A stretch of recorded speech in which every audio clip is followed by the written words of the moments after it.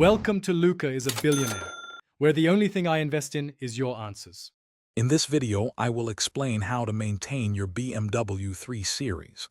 Start by regularly checking your engine oil level and tire pressure.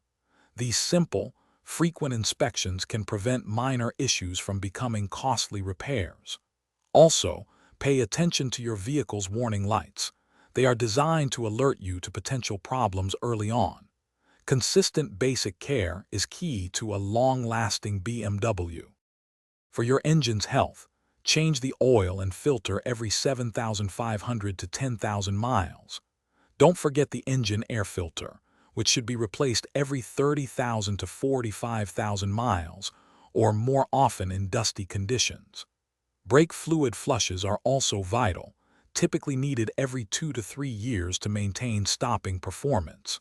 Regularly checking all fluid levels helps prevent major issues. Tire rotation is important for even wear and should be done every 5,000 to 7,500 miles. Always replace brake pads when they show significant wear to protect your rotors and ensure safe stopping. Have your suspension components inspected periodically for any signs of damage or excessive wear. Proper wheel alignment is also critical for handling and tire longevity.